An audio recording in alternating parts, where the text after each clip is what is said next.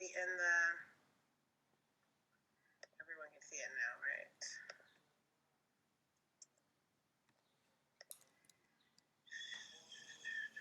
There it is. All right. Well, it is that day, June 14th, that we celebrate from when we started as I don't know, maybe we got 100 people, 50 people that first day, maybe 200 people in a couple of days. And then I think maybe 5,000 by the end of the summer. It was a pretty fast moving group, and it was an interesting summer for all of us. And so we just wanted to celebrate. We're going to kick it off. We have Jeremy Dudley here, who's done some music for us, and he's going to kick it off. And then we've just got a couple other treats for you guys as well too. All right, awesome. Thanks, Tanisha, and happy birthday, everyone. How awesome is this, right? How cool. Yeah, 7 years. It seems crazy, and I know I got brought in right after I performed in New York for a big rally that we had at our Capitol, and I had performed a song called "Stop This Madness," and still to this day, it really still applies. Like the concept's there.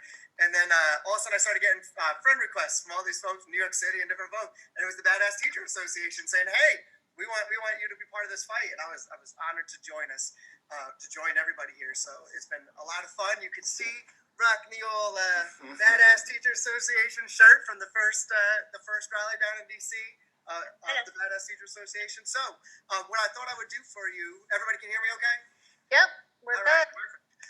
What I wanted to do is I just talked about one of the first songs that kind of brought me into the loop here, and I had already been recording music prior to that, and really representing for the profession already. Songs like "Spread Love" are beautiful, "Fresh Air," trying to keep the cynics and pessimists away and kind of change the conversation. And then the last song that I wrote, kind of related to this, is called "Call to Action." So I just wanted to give you the acapella of "Call to Action," if that would be cool. All right, cool. So here we go. I'm still saying stop this madness while I'm on the front lines. Happy birthday to my peoples, raise their fists to the skies. Look into my eyes, you see intensity and passion. There's no time for relaxing, let this be a call to action. If you're actually about something, the time is now, stand for it. Get off the fence you ride on, you can no longer ignore it. Stand up with conviction for the things that you believe in, and let the people know where you're standing, what's your reason, where you at. I'm here, I never left you, and I'm still making noise about the madness that I guess they slept through. If you're staying silent, I guess it's hard. Detroit to the diet hunger strike. My people standing up, we recognize it's time to fight. So where you at? And tell me where you been. I want you here. So where you at? Now tell me where you been. We're calling you to action because it's time to fight again. I want you here beside us to experience each victory. It's the actions of the masses that'll change the course of history. So come and join us, scream and shout it, be about it. The reformers' game plan sucks. Their GPS has been rerouted. They love indifference and they feed on apathy. When what's going on hurts kids, we all know where we should be. I'm here, I'm trying to find you. There's injustice in our schools. It's time to stand, let me remind you. They underfund our schools. These politicians do not listen. But they can find the funds to go to war or build a prison. And they can find the funds for that which they prioritize. They don't need pathetic lies if you've got apathetic eyes. They standardize and privatize with no need to disguise. And you can choose to watch or rise while our kids are victimized. I choose to stand, call to action with a plan and compassion. Just a man with some passion in a movement gaining traction. I will not sit and watch or look away like I don't see it. If we really want to change, we cannot wait. We've got to be it. Time is ticking. Some are sitting and they don't seem so concerned. But there's others out here fighting. Call to action, striking nerves. It's on our watch right now when your kids are getting underserved. So I'm calling all to action till kids get what they deserve. This is for DeVos right here. I see an old enemy in a higher place, a public position and a privatizer's face. We see danger and we're calling it out so that the people everywhere know what the fight is about. Never taught, never went or put her kids in public schools. She's unqualified. My people were not fooled. We've seen the smoke and mirrors from damage or from vouchers to school choice, privatized education. The public loses their voice. Are you hearing us clear? Across this nation we stand. The resistance is rising when privatizing is a plan. You want to make this country great? Well, let's agree on this truth. We need to fund public schools and invest in our youth. We need to stand up for our kids, so I'm calling us out. If you're unwilling to stand, I wonder what you're about. I wonder what it will take. We cannot wait. It's so late. No more playing nice. They made too many mistakes. Call to action. Happy birthday, Bats. Thank you. Awesome. Thank you, Jeremy. Yes. Thank you. That was a great way to kick it off. That was. That was. Of course, there's always my favorite by you, Stop This Madness. So Yeah, we need to play that. I was going to say, is everybody all right if I play that? Yeah.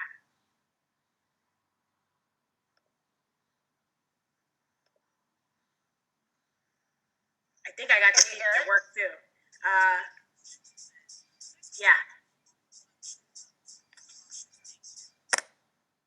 Oh, it stopped. There we go.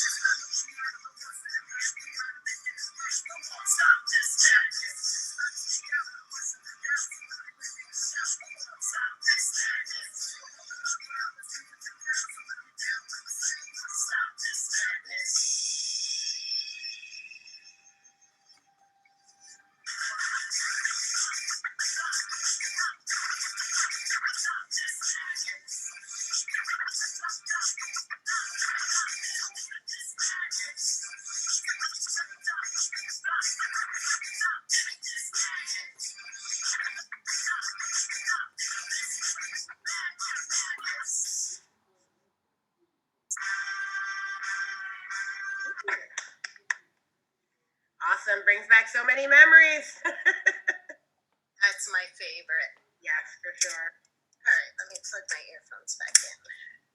Thank you. Good Jeremy, time, didn't you do a live performance at some of the rallies in New York back then? Yeah. So I was fortunate enough to get on some good side stages at some good rallies to really bring attention to what was going on in public education. And sometimes press-wise, when people would ask, why hip-hop or whatnot, I felt like the message has to be as broad as possible. It didn't matter to me. Hip-hop, country, rock, comedy, whatever it took to get the word out about what was happening and continues to happen right now. I know I threw in our back channel right now that we've got Bill Gates in New York State trying to reimagine education right now. Like, that's happening in the moment. So yeah, the fight has not stopped. We need to stay vigilant for sure. And I know we know this as the badass teachers, but Yeah, it seems almost impossible at times, and I think if I didn't have this group, I probably would have been drowning in despair by now about everything we were fighting. Yeah, it's been good to know that so many people found their voice and they speak up and they're going to board meetings and they're saying this is not okay and they're organizing and they're doing the work, right? They're doing the work that we wanted to do 7 years ago that we were like, wait, hold up, this cannot go down. This cannot keep happening and it's gonna get worse, but we are up to the task. I feel a lot more because we are, we got each other and that's been great. And it's been a struggle. Don't get me wrong. I love you to death. But this ish has been a struggle. We love you, Denisha. But it's been a good struggle. I mean, even when I'm arguing with people in the cave, I wake up the next day and 3 random people I don't know have messaged me to thank me for doing that, right? So, like, yeah, we have our struggles, but we also have our moments and our people who are really here for the cause. And that's been great, And they come out and they're supportive, and that's been really helpful. So we've had some good learning gaps too, I think, which has been really helpful. Yeah. And all y'all are muted, and we're usually not this quiet. So unmute yourselves and talk. It's not just the Melissa and Denisha show. You know it never is, and it never will be. We'd love to hear from somebody. I tried to include everyone. We have a little video Melissa will play that we put together, but we still would love to hear from everyone who's on here. What the group has meant to you too. I don't mind going next because you guys have made me. All of BATS have made me such a different person than I was.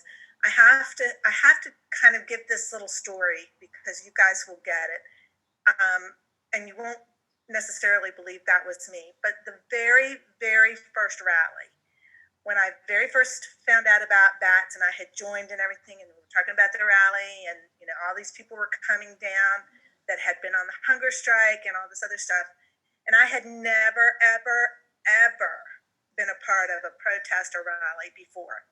So I get on, I drive up to DC, take Metro in, and I had already decided that if this was going to be like way out there somehow, I was just going to quietly leave and go to a museum. Because I wasn't going to be involved in something that was really out there. I kid you not, I didn't tell anybody I was coming. And so I just kind of like walked in and walked around. And then I realized how positive it was and how cool things were, and that it really was about change. And so the BATS, that very first year, that very first summer when we were in front of the Department of Education, was my very first ever lifetime protest rally ever. And it is just, now I've done like so much stuff that I can't even believe looking back that I've done, with the BAT Quality of Work Life team, going to the Department of Education and presenting about teacher working conditions, and just, going to NIOSH and talking about the same thing. So many things that I would have never in a million years imagined myself doing, I've done because of all of the BATS and all of the support, and realizing that there were people out there that thought the same as I did, who realized the testing was wrong, evaluating teachers on the testing was wrong, the inequities were wrong, and it was so nice to find a space. And I'll piggyback off what you said, Kathy, because I found BATS at your first rally. My husband and I just happened to be in Washington, D.C. on a vacation, and I wanted to see what the Department of Education was and just kind of wanted to see it for myself. So we walked up, and much to my surprise, there were, I don't know how many of you there were quite a few there the day that we came, and you were in the middle of your speakers and all of the songs that were presented, and so we just kind of hung out for the next couple hours and chatted with people. And I had never ever heard of the Badass Teachers Association ever before that day, and just kind of joined as I walked away, and the rest is just kind of history. And I echo a lot of what you said. I think this group, I'm in higher education. I am a teacher educator. And so I think it came just at the perfect time for me. I was just starting to get my eyes open to all of the issues that all of these reforms were bringing, and really helped to educate me not only in regards to everything kind of negative that was going on, but also all of the positive things that were happening. Bats and other groups were springing up at that time.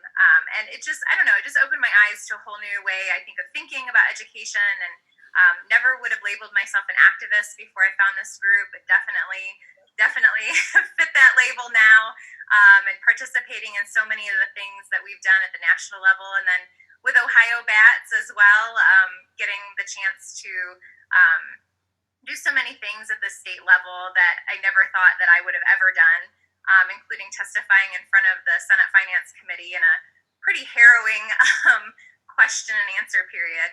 Never would have thought I would have done that without Bats, I never would have. So I'm so proud to be part of this group, and so glad to see it celebrate its 7th birthday today. Thanks, Brianne. And it was awesome being interviewed for your dissertation. I don't know how many of you guys know this. Oh, yeah. I know that story. I wrote my... She did her dissertation on us. She interviewed. How many did you interview? So I interviewed 10 members of leadership, and that was back when Marla was the executive director. So yeah, there were 10 people in leadership that contributed to my fantastic dissertation, and I know it's the only one out there about bats currently. And I don't know if there's ever been another one that's written about a teacher activist group or not. But yeah, I guess I shouldn't have left that part out, should I? No, it's a big thing because there have been other, like, I've been interviewed in other dissertations, but I was the only person. Like, you had all of Bat's leadership in your dissertation, right? Every now and then they might get one of us and interview us as an activist teacher, right? But you just were all of us, and like it was just amazing to participate in that way. And I remember when we were all being interviewed and we were talking about it, like, yeah, we've been going over the history with Brianna and her interviews, and it's been great. And so I think it's just really amazing to see how you just came across us on the street and we ended up being the focus of the conversation, you know? That's pretty badass. I know. It was like divine intervention or something. Like, it was perfect at that moment. So yeah, thanks. Awesome. Go ahead, Nancy. Since I know this is on Facebook Live on the main page, I want to make sure that I introduce myself. I'm Nancy Osborne. I am co-director of the Meme Team. But I want to thank Bats for giving me an outlet to express my feelings, because I've always been opinionated and not shy of telling anybody what my opinions were. But actually to put those into action and get something done with it, I have learned so much through Bats. And I want to show you this t-shirt. The names might be backwards because it's on camera. But this t-shirt, see all those names? Those are the names of the people that in my district we got elected in 2018 and 2019. All women, most of them educators. In fact, this one here, this Dana right here, it's backwards, I'm sorry. But she's a bat. She is now my state senator. There has not been a Democrat of any type, even a corporate Democrat, in my district since the 1950s. And yet we turned it all blue, everything. We've got Gretchen Whitmer, because this is Michigan, so that woman. And my state senator is Dana Pohanke, she's a bat. My state rep is Lori Pohusky, and she's a microbiologist. And if you go right down the list, all these women here, we got elected. And I can say that things I learned in BAT helped me get all these fabulous women elected. Very good. And how to talk to people, how to go door to door, how to make memes that are effective, how to get other people excited about activism, how to get your point across, all of that. I had it, I've done a little bit before, but how to focus it and really make that message work, I learned from Bats. And how not to be shy. I mean, I've always been my opinion, but I'm kind of like the voice in the back of the room that says, oh, you know what, this is wrong, we shouldn't do it this way. But now it's like I'm in your face saying, no, look, we have a better way, try it this way. So I want to thank Bats. The last 7 years have been fabulous. Thank you. Thank you, Nancy. What state are you in, by the way? State? Yeah. I'm in Michigan. Michigan, wow. Okay. And I live in Livonia, Michigan, which is a suburb of Detroit. And I taught in Taylor School District, which is also a suburb of Detroit. So anything that has to do with Michigan, I'm I've always been a news junkie, but now, I use what I've learned. And so thank you, Bats. Awesome, thank you.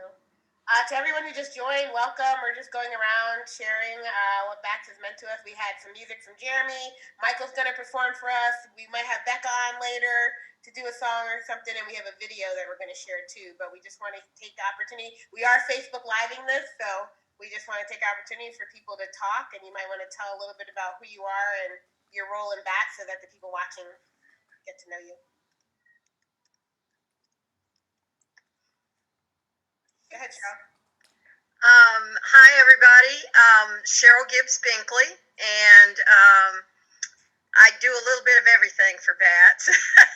a little writing here or there, a state admin, whatever.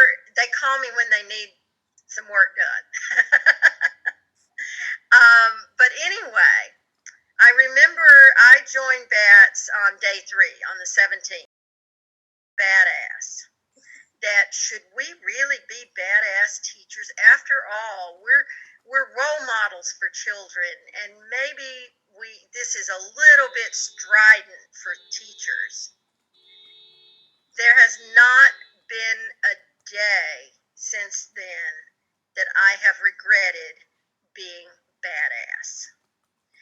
And so often it has been that term that made the people in Badass Teachers aware that we weren't just any group, that we were the group that came into town in the white hat, and that we were the ones that did the stuff that nobody else dared to do, that spoke the truth always, and that stood for our kids and our communities in a way that nobody else was willing to say, we will take this on. And I have to say, the Badass Teachers have spawned so many other groups, have developed liaisons across so many fields and areas, and literally whenever anybody has said, like when we started Virginia Educators United in Virginia, and everybody said, it can't be done.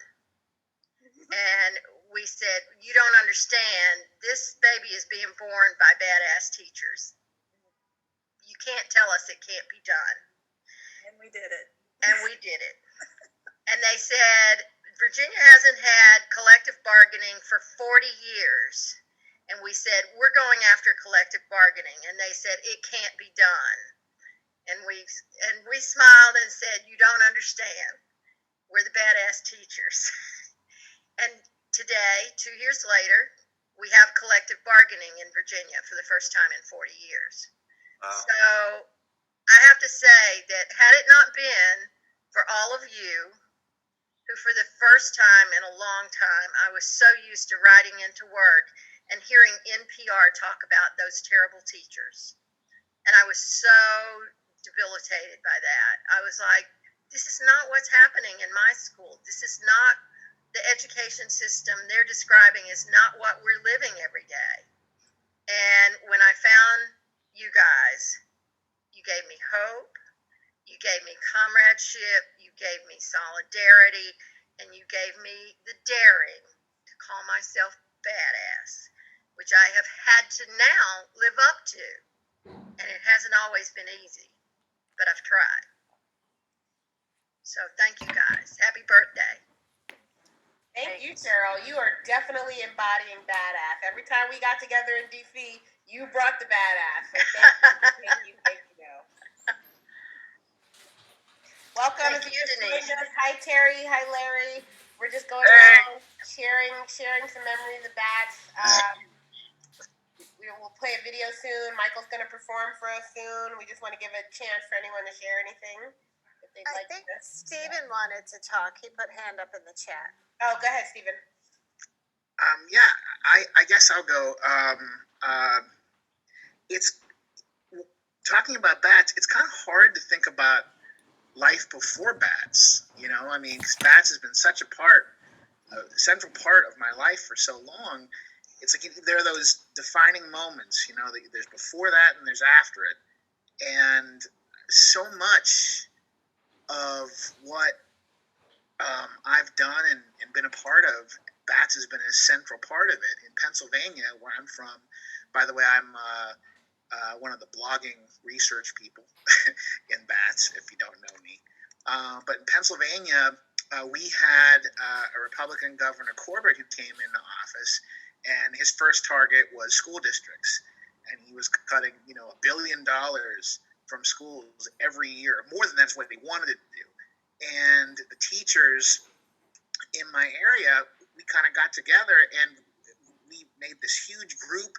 I was part of forming a group called TEACH, which is an acronym that stands for Tell Everyone All Cuts Hurt. And we had rallies, and we went to legislators' offices, and we met with some behind closed doors, and we met with some outside of the office, and we rallied in front and with a bullhorn. And I mean, we did so many different kinds of things. There were so many articles in the paper, with the local paper, when we still had one, had an article calling it Year of the Teacher.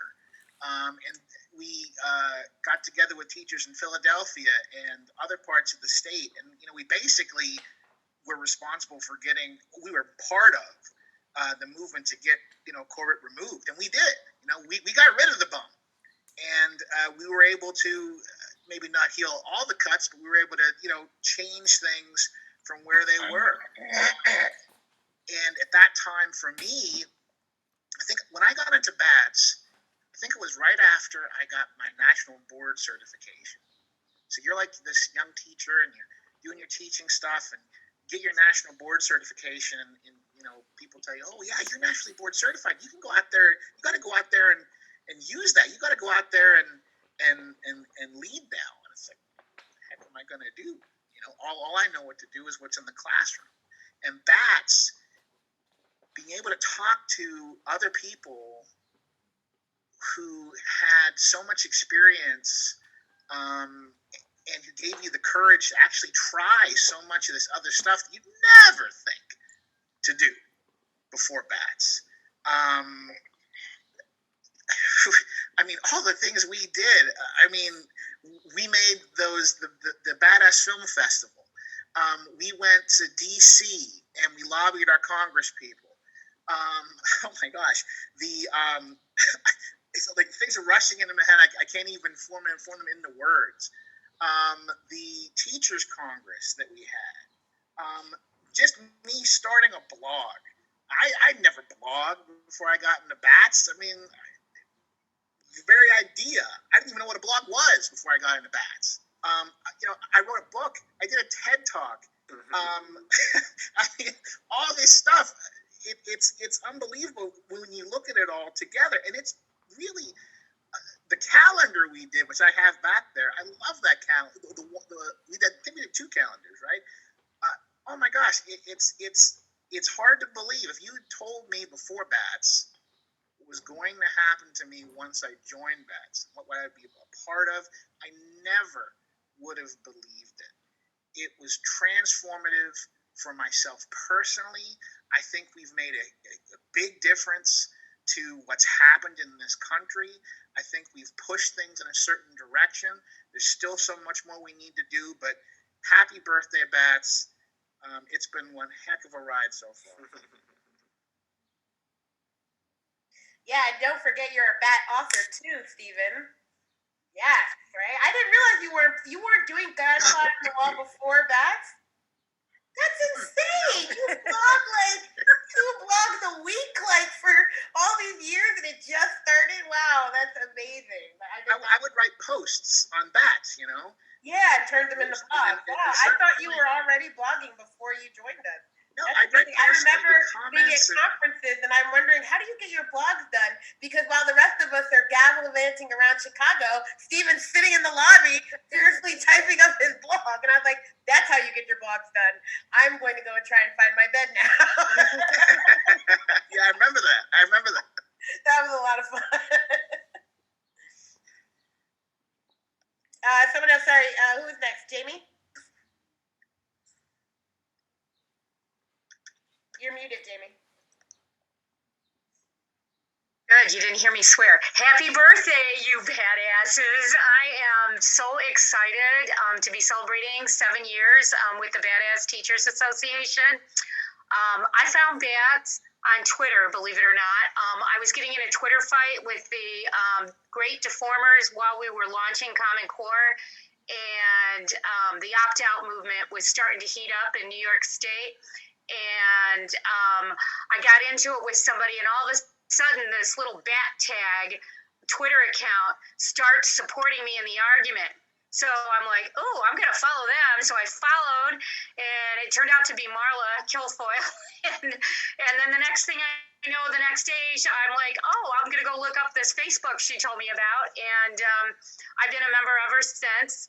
And since I've been here, what has BATS done for me? I really believe, truly and honestly, that the Badass Teachers Association is the only organization in the United States that is lifting up teacher voice.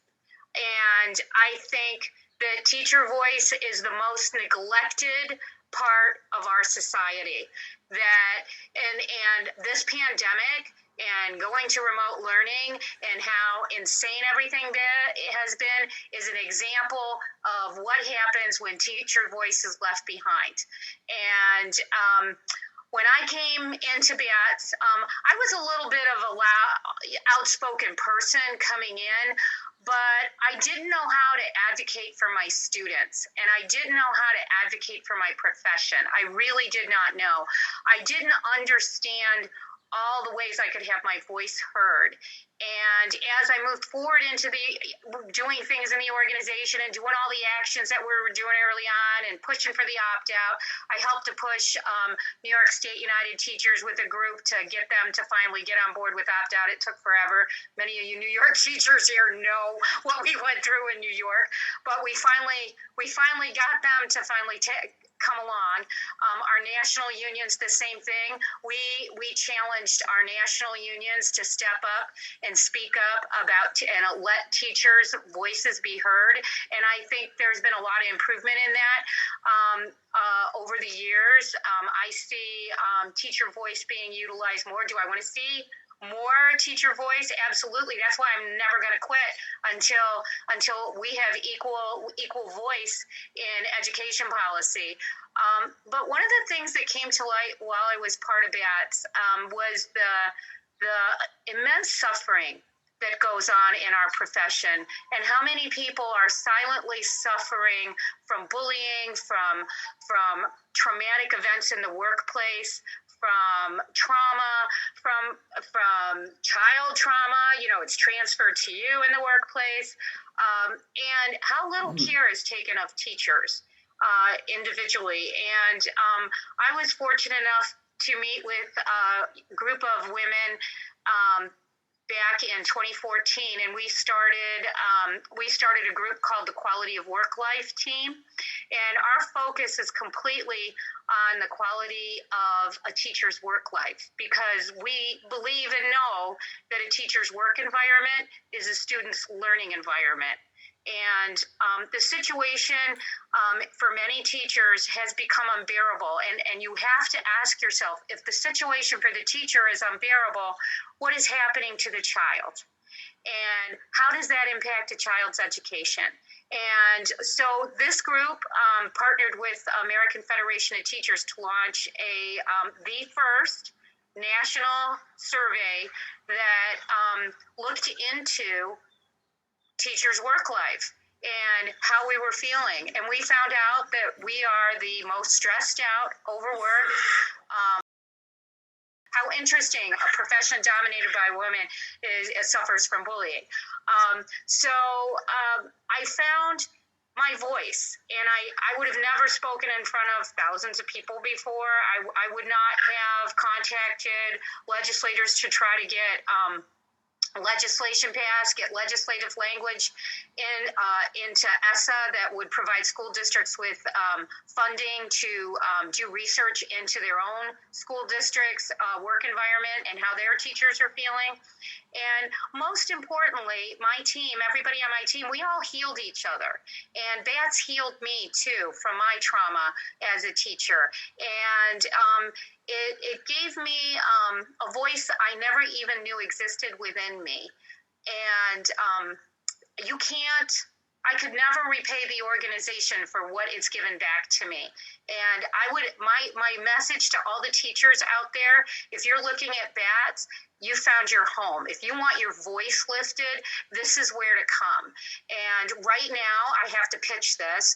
I have to. We have been working for years on legislation, national anti-bullying legislation, and we're partnered with an amazing group of people led by Dr. Jerry Carbo, who's a team member of ours. And it's called the Dignity at Work Act, and we're going to be launching this. So watch for it. We need your help. Everybody deserves dignity at work, and we teachers seem to be on the front lines of everything, so why not make this happen too? Thank you. Happy birthday, Bats. I love you all. You made a difference in my life so much. Thank you. Thank you, Jamie. That was amazing.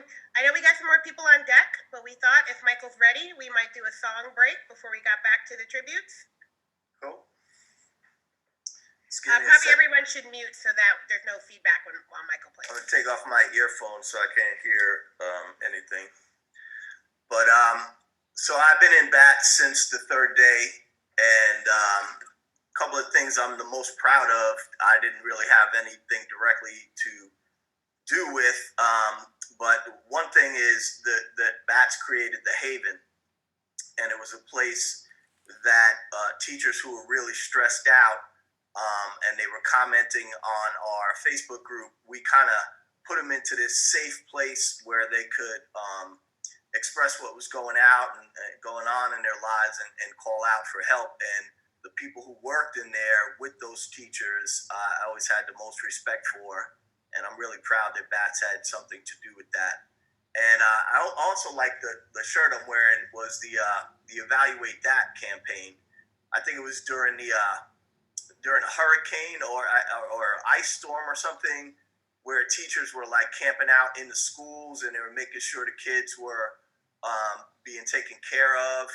And people just started writing posts like, I spent the whole weekend in a cold school making sure the kids evaluate that. And, we turned it into a national campaign. That was always something I was really proud of. So it's the work of everybody else in the group that really impresses me, and that's why I'm happy to be here. So I'm gonna play a song, a classic, so that we all stick together, because the only thing we really have is numbers. So we got to stand together.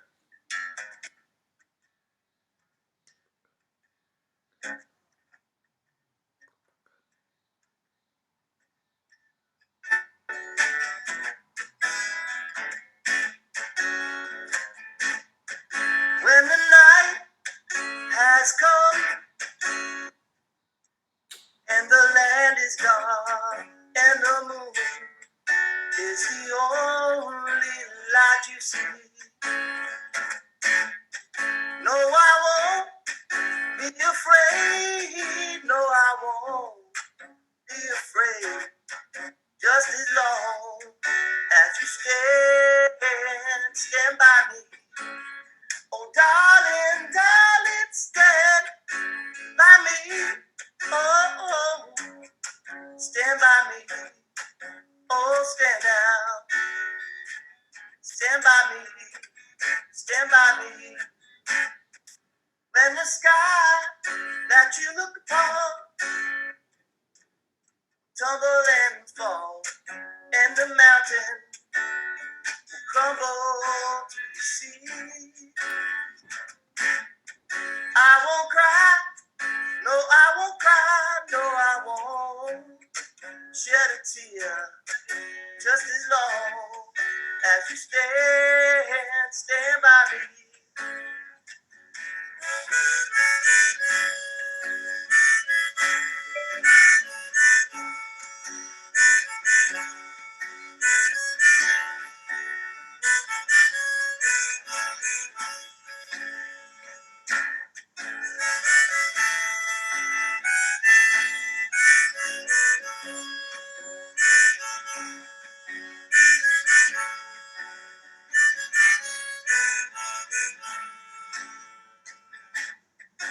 when the sky that you look upon will tumble and fall, and the mountain will crumble to the sea. I won't cry, no, I won't cry, no, I won't shed a tear, just as long as you stand by me. Oh, darling, darling, stand by me. Oh, oh, stand by me. Oh, stand by me. Stand by me.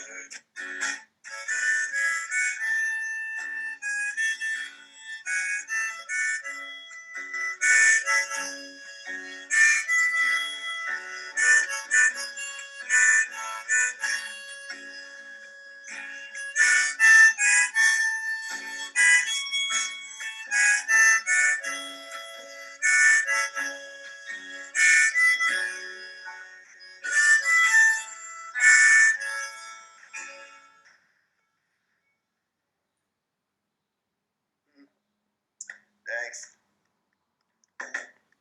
So thanks, Bats. Happy birthday. Thank Thanks, you. That was Michael. awesome. That was awesome.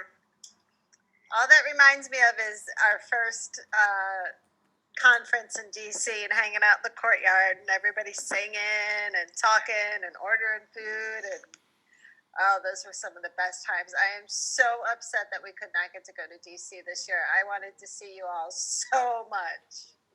I'm not gonna lie, I wouldn't have been able to go this summer because I would have been in Greece. So I'm not that.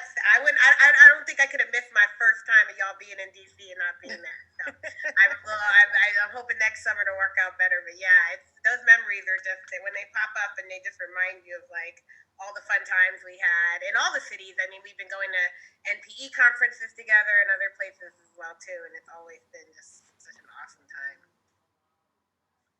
I think Phil, you were up next. Hey Becca, hey Lori, I don't know who else just joined. I think it's you guys. We're just going around sharing some of our favorite bat memories, bat stories. That's great timing that Becca just showed up because she's part of the story I want to tell. Couple parts of the story. I didn't even have Facebook in 2013. And so this whole group springing up, I was oblivious to all of it. But I'm out. I live in California, but I recently retired from teaching in Nevada, and I was fighting my battles against over-testing kids. My district had been using the MAP test since it was called the ALT in the 90s, and it was a paper pencil test, and it was actually a high-stakes test in our district.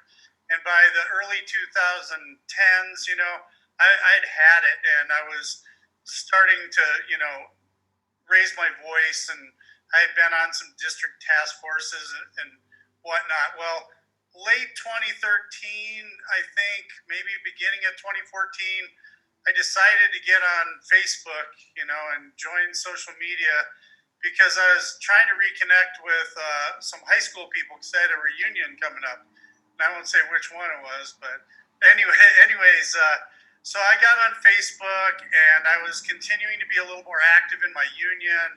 And next thing you know, in 2014, I get sent to NCUEA in Nashville.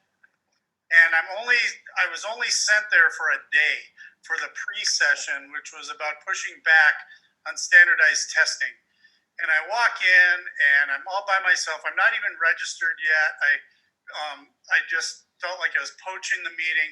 I walk in and I sit down and I start talking to people at my table about hey, do you opt your kids out of testing? And so the person sitting next to me, the first person I asked that to is Peggy Robertson of United Opt Out. So I had to, I was humbled very quickly, and it showed how oblivious to so many people there was. But the other folks at the table were Jeb Binns and Becca Ritchie, and I got to know them a little throughout that day-long training.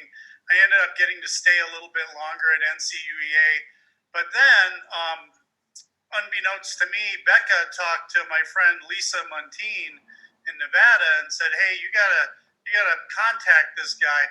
And next thing you know, I'm in Nevada Bats. I joined in when there were about 300 people. Bats. I'm going to testify at the legislature. I become my local union president. I get involved with NCUEA, organizing group against standardized testing. And then in Chicago at an NCUEA organizing meeting, I meet this wonderful woman, and we get to know each other a little bit, and I kind of say, because you know how it was when Bats was starting, like you didn't always in union situations bring up that you were a bat immediately. You kind of wanted to feel people out, see who they were before you let them know who you were. So I tell this woman, like, "Hey, I'm a bat," and she's like, "Oh, I'm a bat too." Well, that woman is Lauren. Well, at the time it was Lauren Hobson, who had recently managed to get rid of her superintendent and turn over her whole school board in Knoxville, Tennessee. But that woman is now my wife, Lauren Sorensen. And so, like, the things, to reiterate what everybody else said, finding your voice, giving you confidence and courage, and then, like, ultimately finding my soulmate in this group has just been really awesome. And now, to bring it around full circle, Becca through NCUEA now has a regional director position, which meant she could no longer be the NEA Bat Caucus chair. And I guess I was the right person at the right time. And so here I am as the NEA Bat Caucus chair, and I get to be a part of this wonderful group of BAT's board of directors. And I'm really humbled to be a part of all of that. And so this is just really great for me, and I really appreciate the time that I've had to share here. So awesome. Thank you. Thank you so much, Phil. I didn't know you were in Nevada with Lisa. I miss Lisa so much. And Jennifer, when they came to, man, we had a lot of fun when they came to DC. Oh my goodness. And we sort of remember the fun. We kind of remember that fun, right? Like, yeah. Secrets. That's awesome. I know you're up next, Larry, but you said something, Phil, about your soulmate, and I just remember it wasn't a bad event. It was like the anniversary of the Civil Rights March, but it was in DC. But a bunch of bats showed up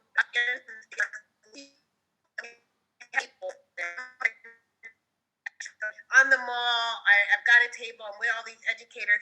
My dad is also at the event with his group from church, right? And he says he's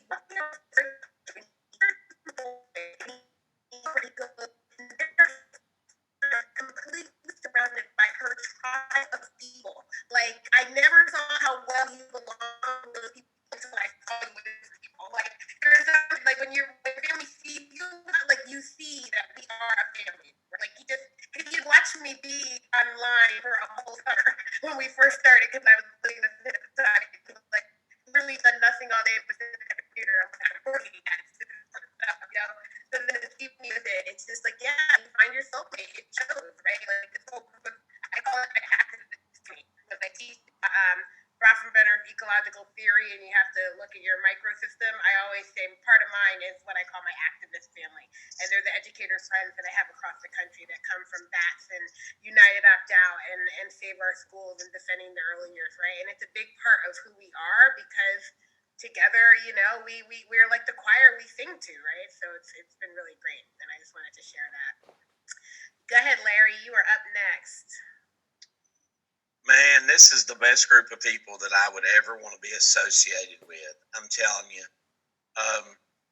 And you're all on, almost all of you are on here. There are a lot of people missing, but I mean, I've already seen Stephen and Becca and Love Light.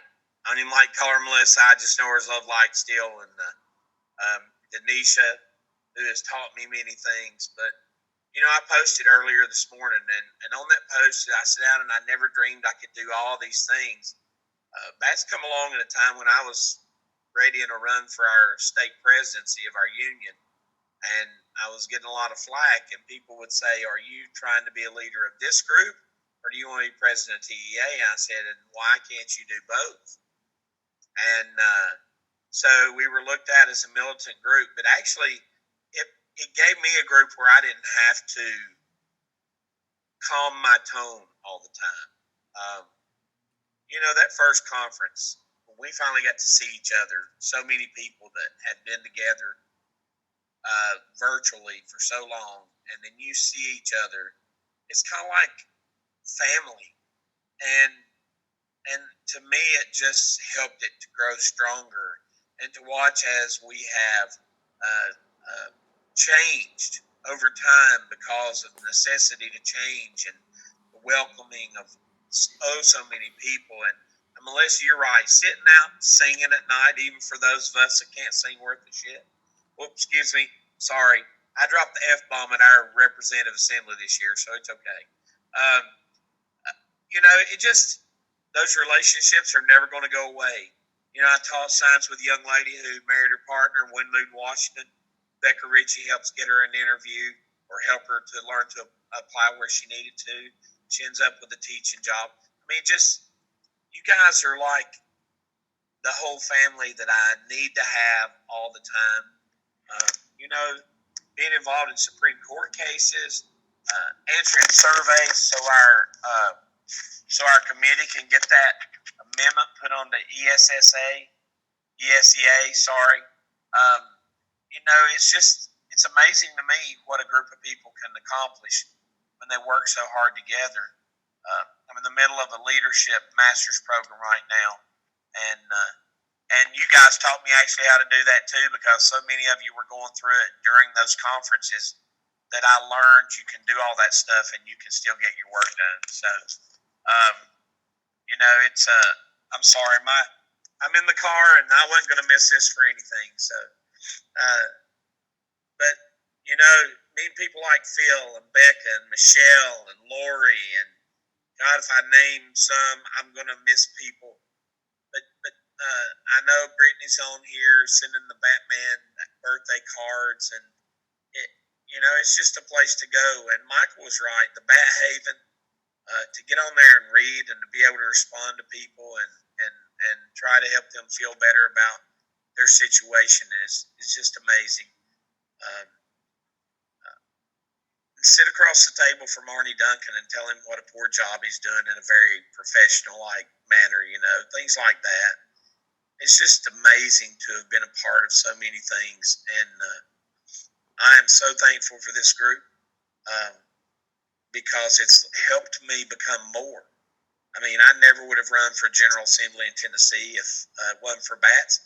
And by the way, both of those elections, the Bats were the largest donors in my campaign. So you guys can give yourselves a hand. We weren't successful, but it gives other people courage to run. So I love all of you. Happy birthday to our blessed organization, and I hope we go into the future and find other ways to serve. And by the way, we're still fighting, and the voucher law has been found unconstitutional, and they've not overturned it yet. So we're still fighting here in Tennessee. Happy birthday to all you badass teachers. I'm not saying bats, all you badass teachers. I love all of you. Thank you so much, Larry. I got to say, watching you run for office was one of the highlights of being a bat. Like, I was totally happy to donate to your campaign. I think you might have been one of the first who were part of leadership who ran for office that I remember, right? I know we've had several, but you were definitely one of the first. And it was just so awesome to see you step in there and do that, right? Win or no win, right? You put it all on the line, and it was great. Like, it was just... Yeah.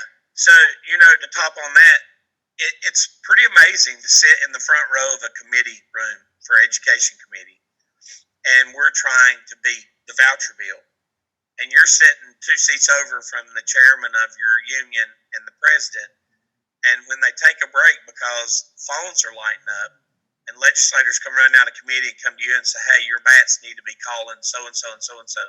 Well, in Tennessee, we know who lives where, and so we get them to ring the phones, and all of a sudden phones are lighting up. But to see them go to the bats for that versus going to the union for that, it just, I have my own parking space because of you guys at the Capitol. One of the legislators, an attorney, his office is like a block and a half, and so I have parking there. And any bats are always welcome. We've given him bat paraphernalia. He gives us his office to work out of when we're there to work. We have become bigger. But you're right. I don't know if anybody ran before Denisha, but I don't think if it were for this group, I wouldn't have done it, because when I ran for TEA president, my union kind of went against me. And I don't care, because I ended up sitting at dinner with Diane Ravitch for 3 hours with the mama bears and tree folks, where we actually learned to work with parents here before our union did. And sitting up there with her for 3 hours, because we were going to buy her dinner. And she flew in a night early just to have dinner with us. And experiences like that I'm never going to forget. I'm never going to forget sitting with Becca and singing, "Becca, I love you." I about cry when I start talking to Becca, so I can't talk to you. You guys I don't think you really understand how much you uplift me even today, because right to one of my parents picking up football players that night, I said, "Oh, I don't give to this. I'm a member of the Badass Teacher Association, and all my money has to go to what I do for that organization." So, there's no shame in this guy, and never will be, and always going to be a member. Matter of fact, I have my tenure now. I've beaten the tenure law here, so I have my tenure. So I'm about to become much more active than I have been in a while. So Get him. Now you can give him hell because you got your tenure. Now there's no exactly stopping right. Mary. They thought they could make a law where you couldn't get it anymore, and I had to teach them a lesson. That's awesome. Thank you so much. Marielle, did I say that right? I'm sorry if I said it wrong. Murray. Aloha from Hawaii. I just have to tell you, when I first found bats, I was about to go to the dark side. I had applied for a Common Core coordinator position in my district just because I was burnt out and trying to get out of the classroom. And then I started doing research on Common Core, and I found bats. And then I was like, oh my gosh, what am I doing?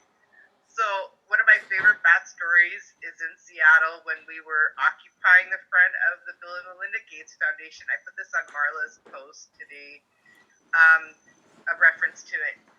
The security guard came up to us when we were occupying that space with Susan's wonderful artwork, her activist art about the institutional racism history in public schools. And the security guard was questioning me for some reason. He just came up to me. I was just available, and he was like, "What is this group? Who's your leader?" and all this. And I wasn't sure if I should represent us with our name. I wasn't sure how incognito we were trying to be. So I was just sort of fumbling, and then for some reason, because badass teachers just do this to me, it just emboldened me to be like, "Well, who are you? Can I see some ID?" And I flipped it on the security guard, and he got so flustered. He was like going through his wallet, like, do I have any ID? I don't even know.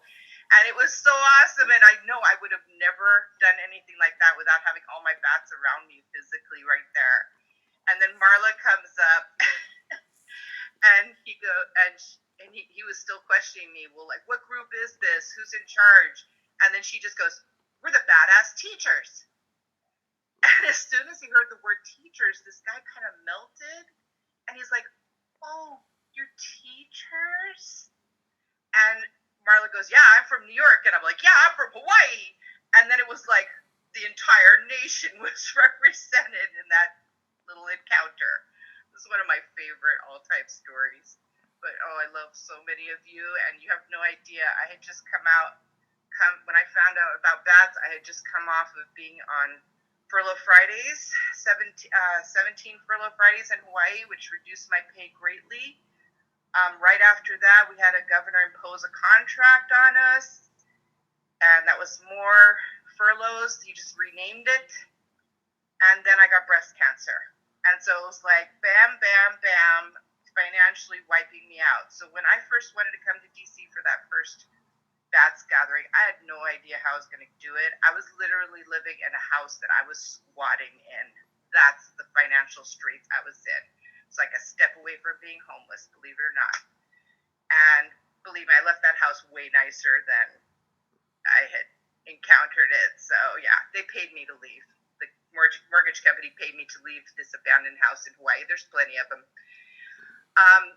I just want to say that, you know, the badass teachers, I had no idea how I was going to get there, but I just put it out in the universe. And I literally had people who had not like seen me in over 30 years, high school friends, giving me mileage and stuff like that, just making it happen. And then somehow I just got there. So it was just meant to be. And when I saw Marla's post with the 4 major actions and the 4 major gatherings of bats, I realized, oh my God, I've been to every one. I don't know how I made that happen, but I did. And thank you so much. Thank you, Marae. I remember I got a nice gift from you at one of the events. I think they're black bat earrings that I have tucked away somewhere. Those were from you, right? I think they were. Yeah, that was great. And I want to say a shout out earlier. Somebody mentioned Brittany and her wonderful birthday cards. And I was like, yes, we have to come back to that because that is always a bat treat to get those cards from Brittany. I totally fell out of that routine. It's just good while it lasted. We love You know what? The cards were all the same. I'm like, I know I've sent this card, and I don't know who to. So, like, that's my preemptive answer.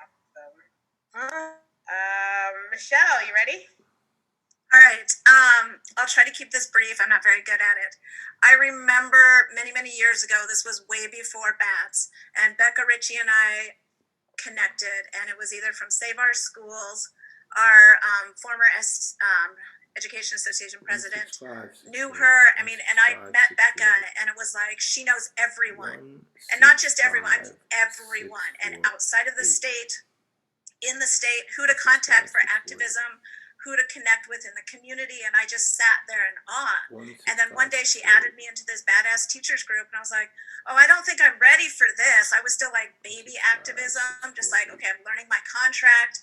I'm not sure I can be that voice, and I'm trying to be that voice. And then just everything Becca taught me, and then learning from Melissa and Denisha and Marla and Terry and all of the like veteran teacher people who have been there long before me and let me listen. And I remember my first day, and my entire wall was filled with teachers posting. I was like, oh my gosh, okay, this little group. And then all of a sudden it just exploded. And I think my favorite thing, which is also the hardest thing, is the Haven. I've been an admin in that group since it was started. I have witnessed probably some of the most horrific things happen to teachers in there. Is that correct? I have witnessed other teachers who have been through the worst of it coming in there and supporting that group, giving ideas and action plans, and okay, what do we do for our teachers who are in states who don't have a union? Watching that support has been amazing. My own support last year when I went through a bunch of stuff in my own building, that's probably been my favorite thing. It's the hardest thing to see. And again, if you need help or support, you just message me and I'll get you in the group. But I think that's been probably the best thing we have done besides the quality work life, is getting the help for those teachers who need it. Because not all of us are in a proud union state like Washington who have great contracts and people who are pushing for us. And it's just been a miracle. And I miss everybody. I'm sad we're not in DC this summer. I'm sad we're not on a patio just hanging out. I'm sad we're not occupying the DOE. I'm sad we're not like knocking down our legislators' doors right now. I mean, it's been a wild ride for 7 years, and I appreciate and love all of you. Especially Becca, because she got me into this, and she can't get me out now.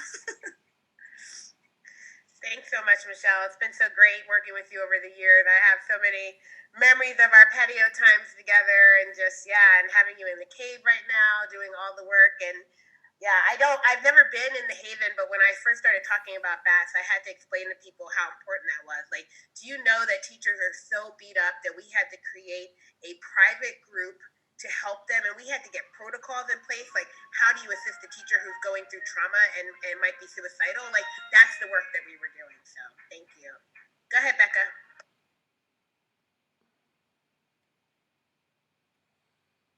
Sorry, my phone was ringing. So I I'm gonna take a year before 2013, kind of go back, no, it was 2013. So I was selected to win an award called the Ahead of the Class Award in our school district, and what you won was a $500 check. Well, that $500 check covered from the Chamber of Commerce, covered my ticket to fly to do the United Opt-out Occupy the DOE. So I got involved with this group because the Chamber of Commerce gave me money. And I always thought that was really ironic because, they don't necessarily like us. That Occupy 4 days was uplifting and educational and bonding, and it was just wow. And I didn't know anybody. I didn't know what I was doing. I stayed out at Crystal Springs and rode the metro in every day because I was on a tight budget. I didn't know about the Holiday Inn thing. We were just joking around when we got back when Mark said we need to make the badass teachers. And I said we can be called BAT. And after that, that's where that came from. And I made the one shirt that has like the vampire bat wings on it. That's the first shirt we had.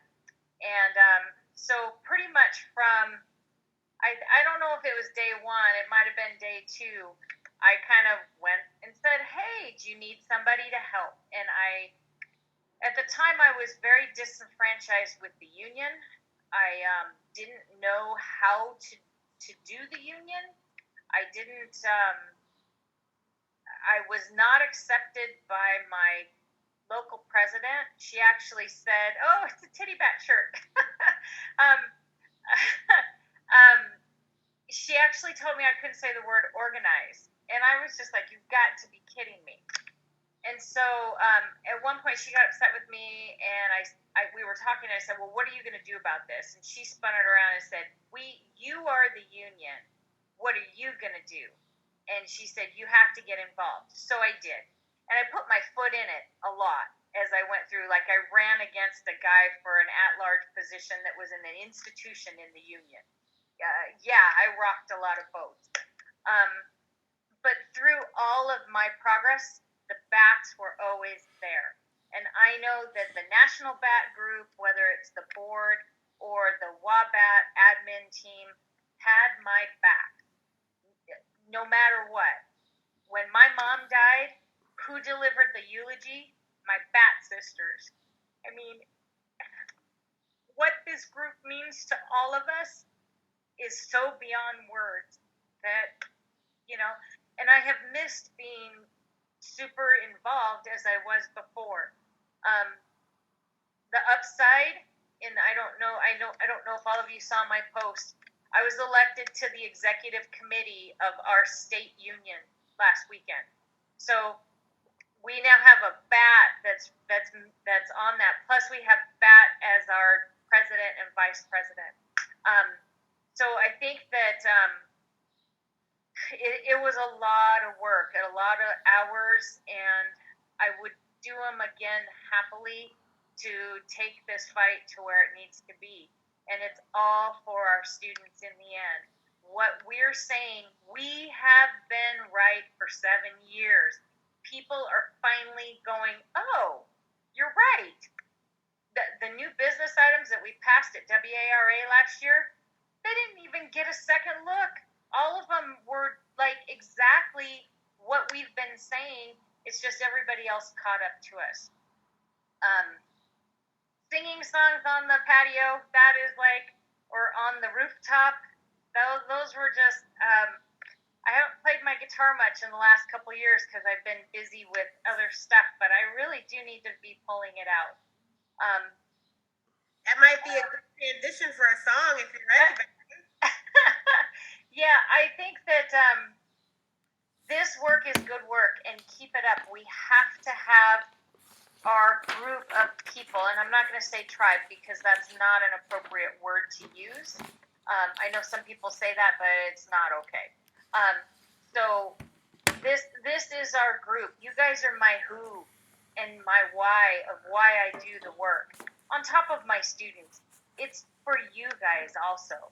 I will fight tooth and nail to make your experience as an educator and your experience in life better. So there's so many other things I could say. When I ran the first floor strategy of the WABAT, or of the National Bat Caucus, we were in Colorado. We formed in Florida, and then in Colorado, it is the first time we made a showing on the floor. I threw my back out. They gave me some really strong drugs, and I was in my hotel room in my bed running the floor strategy.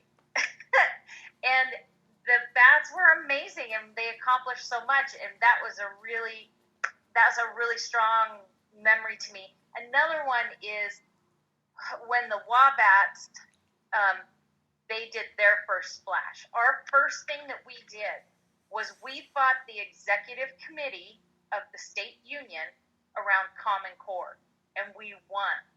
And that was huge. They wanted to put a whole bunch of money into training, and we fought it, and it went down. And then they made a motion to reconsider it at the end, and it didn't pass. And so that was the joy that group of people who, and that year we dominated the mics. We had a floor strategy, and we were tossing the mics to each other, and people were getting pissed because we were controlling it so much. But, you know, those memories are just awesome. And then singing outside of RA, and, you know, and the other real highlight was so everybody who's saying that West Virginia was the first one to walk out, that's a bunch of bullshit, and I'm going to call it out. Washington did rolling walkouts for a month and a half where we dominated the news, where one district would go out and then another district would go out, and it was rolling. And one of the actions that we did after all of the rolling walkouts is we had a candlelight vigil at the Capitol building, and you couldn't have candles because they have marble. So I got the battery operated little candles that go in the glass, and we set them around, and it was a full moon, and we had the Backbone campaign brought signs that said Fund McCleary, and we set up this money shot, and that was amazing. Our lobbyists, who had never said tax the rich, the lobbyists from the union were there, and they were saying tax the rich. We were like, oh my God. So we definitely flipped the thinking of people that were doing a lot of work. So yeah, so many things. My monthly call to Mel when she was the director, just to touch bases and vent and learn from each other. Watching Mel grow into the leader of this group through rocky times. I mean, it wasn't easy her first year. She kind of got thrown into it, and she's done an amazing job. Yeah, it's been awesome. And I've sent masks to many of you, and many more will be getting them. I'm still sewing, but I can't do it all. I stay up until midnight sewing. Anyway, take a break. Happy Bat birthday. Yeah. Are you ready for a song, or do you want us to show the video first? A song from me or Michael? Oh, you. I thought were you going to perform? If you feel like busting out your guitar, No, my guitar's in the garage. I have no calluses right now. We were trying to get her to warm up those vocals for us, but yeah, I think Michael said you have one more, right? There is a song I could teach you that I just learned from the Poor People's Campaign that you all could sing along. But Michael's got a song. Go for it. Well, we also have a video. Mel, do you want to do the video now, or do you want to end with the video? So we actually have two videos. We have one of our birthday messages that people recorded, and then we have one of the PowerPoint from the messages we got in the main group. So could we, I wonder, but do you want maybe Michael to play while we do the PowerPoint one? Since there's that would work, yeah. If you're ready, Michael, for another song. And then if anybody else wants to give a closing, like another comment, we can do that, and then we'll do the other video, which has us saying our happy video messages. So I'm just playing a song over the video. Is that what's Yeah, happening? I think Melissa can share her screen, right? And then we watch. It's just a PowerPoint. There's no sound to it. It's just a PowerPoint we put together. People wrote messages in the comment section, and I just made it into a PowerPoint. So we can read those while you sing to us. All right.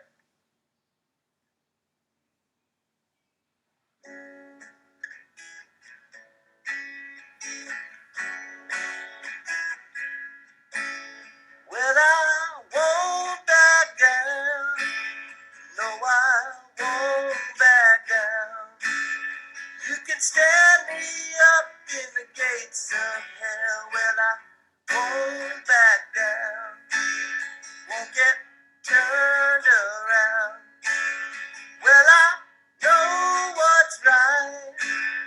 I got just one life. You can stand me up in the gates of hell. Well, I won't back down. Gonna stand my ground. Hey, baby, there ain't no easy way out. Hey, now, well, I won't back down. Gonna stand my ground. Well, I know what's right. I got just one life. In the world that keeps on pushing me around, gonna stand my ground. Don't get turned around. Hey, baby, there ain't no easy way out. Hey, now, well, I won't back down. Gonna stand my ground. Well, I know what's right. I got just one life.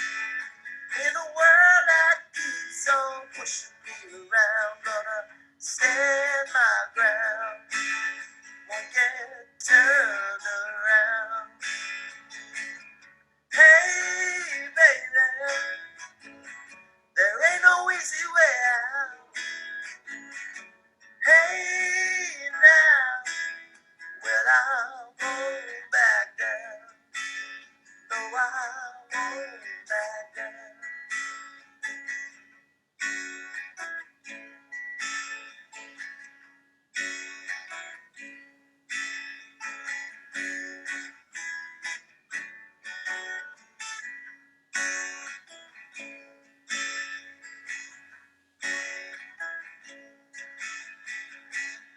Hey, baby,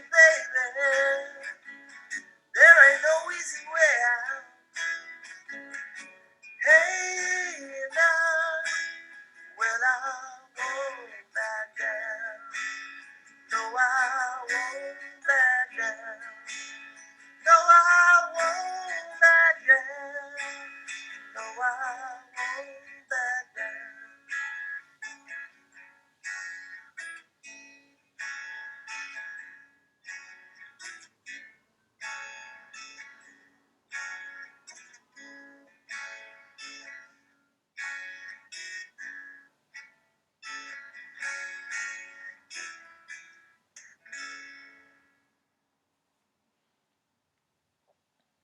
Thank you, Michael. That was perfect. I think it was the timing was right. Is that the last one? I think it might be. Just about. We got a couple more added today.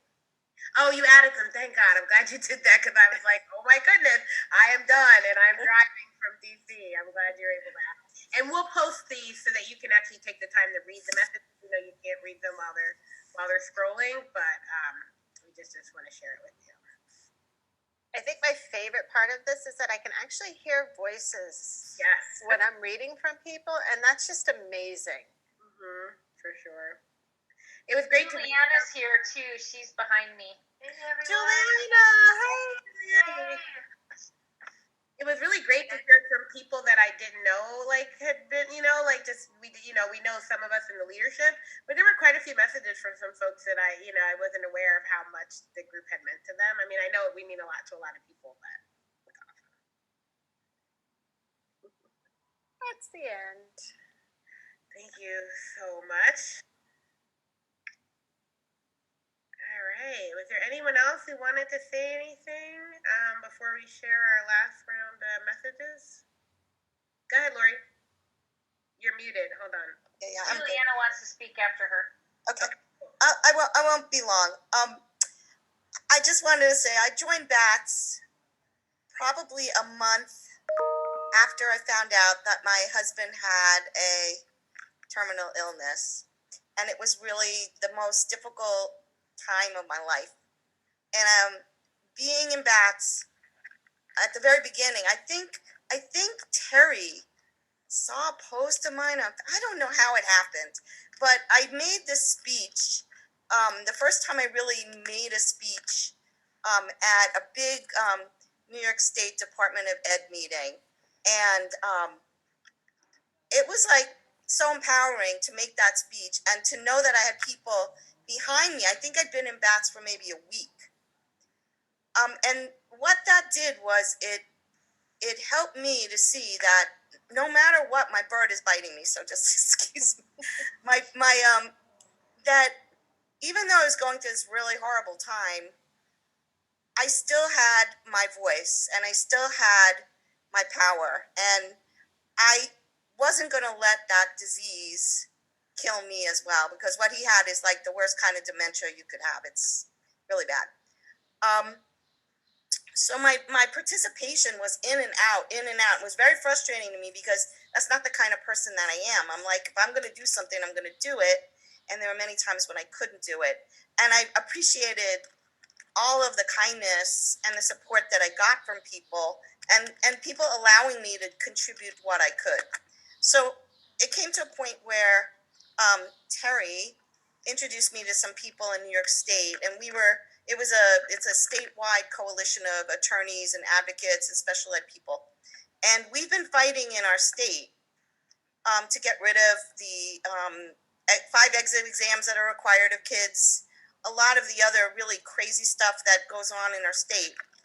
And it's been really, really wonderful to kind of bring that back spirit to that group, because we've really done a lot of amazing things and we continue to do that. But the one thing that no one's really mentioned this is that one of the greatest joys I had from BATS is happening right now. A lot of my graduate students, I'd be in my class, it was a seminar type of thing, so we would have discussions, and they would say, wow, Lori, that is really awesome.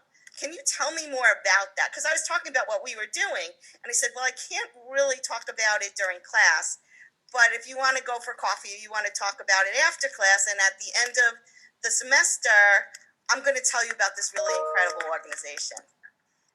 So it's really awesome now, 7 years later, to see a lot of those people who are young teachers, off my keyboard, who are young teachers who are channeling, their BATS, and they're out there and they're speaking out and they're running for office and they're doing all these really incredible things. And we're having a reach that's much bigger than, our group. So we're really making a huge impact on young teachers. And, it's very hard for young teachers right now. I mean, it's hard for all of us, but especially our young teachers. I mean, I don't know how they survive it. I mean, it's just really, really difficult. But I just want to say we're just an amazing group of humans who really care about people, care about each other, and care about children. And I love you all, and happy birthday, BATS. Thank you, Lori. We love you too. That was wonderful. I know Terry's got a hand up, but I think Juliana's next. Hey, everyone. Hey. So I didn't see the invitation on this because, as those of you that know me know, I'm not a big part of the online presence. I just am give you all a hug because this is an important moment. 7 years. I've always felt like BATS have been this constant teachable group in my life where we've gone like every direction of organizing and activism. I've been exposed to so many different people and ideas because BATS is so organic. It's like probably the only organization in my life that I can say has been trying to be flat power of any in my life, and that is a lesson that I've taken into every other like part of my thinking about politics and how to change, rise up out of oppression and help, everyone around me with unions learn how to organize and learn how BATS has been teaching so many people so many things, and it's all been just kind of whatever energy people have, it becomes something from that, and we're very much diverse, and you all are beautiful, artful resistors. So thanks for letting me speak. Happy birthday, Kat, Murray, Stephen, everybody. I love you. Larry, Mel, I haven't seen you in so long. Brittany, Michelle, Anisha, you are an amazing woman. I quoted you the other day in White Ally Toolkit training that Susan and I were leading. Oh, nice. Thank you. Anyway. She quoted the part where you said, "Look at me. If you can't see I'm black, there's something wrong with your eyes." Because you said that to Reckon and it stuck. Yeah. Yeah, we've had some really good Definitely sounds like something I said. Thank you so much, Janelle. So great to hear from you. Terry Calv, you are up next. Hi, I just want to make sure my mic works. Can everybody hear me? Good. So happy birthday, BATS. I can't believe we're still going strong after 7 years, and that's how I feel, that we're still growing and we're still evolving, we're still learning. So I found BATS at an odd time compared to others in the organization. I found you the first summer of my retirement, and so for me, getting involved with BATS was about fighting a battle for the people who I left behind when I retired, for the students that I left behind, the colleagues I left behind, and in New York, where there was repression against teachers who were speaking out against high-stakes testing and abusive, punitive state assessments. And I realized that as a retired teacher, I could give voice to the anger, to the harm that testing was doing to students and to my colleagues. And I found the confidence through BATS to speak all over Long Island, where I live in New York, at forums where we were encouraging parents to opt their children out of oppressive state assessments. I made connections with people all over the island, parents, administrators. It was a time for lobbying. We were in Albany. A lot of New York BATS were in Albany with us, trying to fight against a governor who was imposing horrific changes in New York State, a governor who announced that public schools were a monopoly that needed to be broken. And we knew it was a bipartisan fight because he was a Democrat, and we had just as much push for privatization from the Republicans. So BATS was a place where we were focused on social justice, on racial justice, on equity, on the meaning of a real education for students, a developmentally appropriate education for students, for union rights, for rights in the workplace for our colleagues. It was the only organization that I found after many, many decades in social justice that was the whole package for me. I'm so grateful for the opportunity to find really a new career after retiring, devoting myself to preserving the history of what it was like to teach pre-Common Core for teachers that didn't know that there was such a thing, and to be able to support the learning process that takes place on our walls and on our threads every day as a moderator is incredibly gratifying, frustrating, but it's allowed me to connect with teachers that are wanting to get involved in this fight, that are at all different places in this struggle, and to nurture that and help push people along. I feel like I'm the old lady of the organization, and that I want to be here to see it through, because I know I'm going to die before we fix this, but we're not gonna stop fighting. So happy birthday, Bats! On to the next year. Terry, can you be our official Jewish mother? I think I may see my Jewish mom, but I forgot you were my Jewish mom before through then. I mean, you're both like Jewish moms, but I think you need to be the Bat Jewish mom. You got it. Jewish mother in your life. If you don't have one, you need to get one. I just wanted to tell one quick story. I brought my 90-year-old parents to Hawaii for a bromeliad convention, and Marae met us at her favorite restaurant, and my parents were so taken with this. They wanted to pose with a Hawaiian bat. They were so excited. And they have both died in the last 2 years, and some of the nicest memories that we had were talking about that visit to Hawaii and meeting Marae. Love you back. And just all of you from all over the country. When I read about something happening in any state, it's like I know somebody who lives there, who's involved and who's fighting. And you know,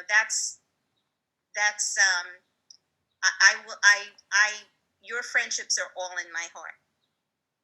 Love you. Thank you, Terry. That's amazing. All right. Well, I know we got the video, but before we do that, we got someone coming in, y'all. Perfect, because I want to get a screenshot for picture of the day. Marla's in the house. Yes, Marla, that was like perfect timing. Oh my goodness. Okay. All right. As soon as Steven gets back, before anybody leaves, I'm going to take a screenshot for the picture of the day. But we'll wait for Steven to get back. Marla, welcome. Can you hear us? Sorry, I have can you guys hear me? Yeah. Oh, I have no makeup. I have my pajamas on. We're going to take a picture with your face right there on the screen. Don't you worry about it. Oh, it's so good to see you. Hey, Marla. Yay. My heart is lucky. Okay, I want to know how some of you guys are having hair without gray in it, because we haven't been able to do the whole hair thing in Washington yet. So I wear a ball cap. First time with the bottle in my own house. Good job. So those of you who do not have the gray showing, you did good. I'm just saying.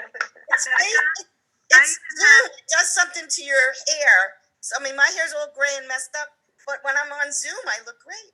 You can't see it, but I got creative, and I have blue and purple in my hair. My hairdresser works out of her house, so she can social distance, and so she had been quarantined, just self-quarantining, not because she had anything. So I got lucky, and I got to go have mine done. Oh yeah, I dropped my dog off in New Jersey, and then I drove directly to my hairdresser's house. I didn't go see my parents. I didn't go see anyone. I drove directly to my lady Denise and sat in her house, and she was, ready to start seeing clients again in her house. And got my stuff done, and it felt great. One client at a time. No, just one a day is how she does it. Well, we're closed in New York, so I've been cutting my own hair only in the front because it's the only part I can see. I call it my Zoom cut. So, I don't know what's going on behind me, but neither does anybody else. Oh gosh. Yep, that's me. I did my own bangs. And look at this. You guys probably never look at how long my hair got. Wow. Oh, wow. Yeah, mullets. And bottle. This is all bottle because I look like a skunk. Whoop. It's just hair. Pandemic hair. So, Martha, I did have a Okay, Steven's here. Can we do the picture real quick before we lose anybody else now that Steven's back? So all Is you Melissa off cam or can she come on cam? Melissa's on the top. She's on 2. Oh, okay. Yeah, I don't know why this one's down here, but her face is up above where we can see it. I just can't see Michael because it's so dark. I know, Michael's a little dark, and Larry, you might want to get a little closer to the screen. There you go. All right, so I'm just going to do one, two, three, and I'm going to do a screenshot, okay? Oh, wait, let me hide. I don't want to show the Zoom chat for the picture. Ready? 1, 2, 3. Say happy birthday, Bats. Happy birthday, Bats. All right, I got it. Thank you. So I have a quick question before we do something. Wasn't this the original bat? Is that the one you were talking about, or is that the second one? So does it have a quote by Aristotle on it? It does. That's the second one. The Okay. first one didn't have the quote. Okay. Yeah, mine has the quote, so I have the So second. mine doesn't have a quote. All right. So I went and dug this out. And you know, pretty early. I got a question on the wall today. There's somebody who was seeing people wearing the back shirts and wanted to know where they could buy one. Yep. And I promised that I would ask, are we still ordering from that great union shop and are we still selling the shirts? We're not ordering from there. We do need to start shirt sales again. We had the red ones we did last year. I think we're about out of all of those. I think this was that one. With all the phrases on the back, the hashtags. Yeah. Yeah. We're going to do that. We're still live streaming, so I might as well talk a little bit about it. We're going to do that. And then we have some of the books from the fundraiser that we tried to do that didn't work out the best, but we're going to hit our monthly sponsors, find out what book they would like to sell to them, and then go from there. If more people want to sign up to be a monthly sponsor, we always appreciate it. That's what sustains us. Everybody in this Zoom room knows it, that we don't get a lot of money. It's all on volunteers. So I will say though, I work with a lot of organizations. We all do, and I think for BATS, for the budget that we have and the work we do, we are like way on the other end of it, right? We do amazingly great work, because I see other organizations that do great work too, but they also have a little bit more money in the bank, right? So it's good to know how much we can accomplish and how far we stretch our mighty dollars, right? But we always need more. So if you're not a monthly donor, become a monthly donor today. And if you are a monthly donor, increase it by $5.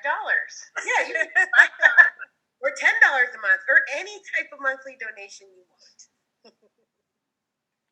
Marla, do you want to, before you got on, we all kind of shared some bat memories, or, what got us started in bats, or you want to share a story?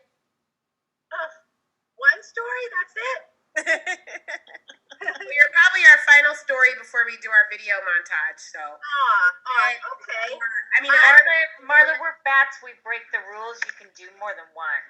To donate to the monthly donation, for those of you watching, please go to BadassTeacher.org. BadassTeacher.org, and you can sign up to be a monthly donation there. Thank you, Nancy.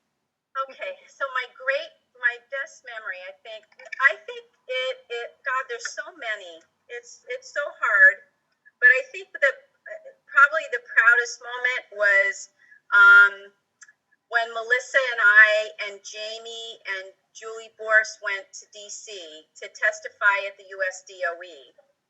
And the reason we went is because there was some committee member of the US DOE that made like some ridiculous statement, and we were like, we're going to go there and testify, and we're going to let her have it, which we did.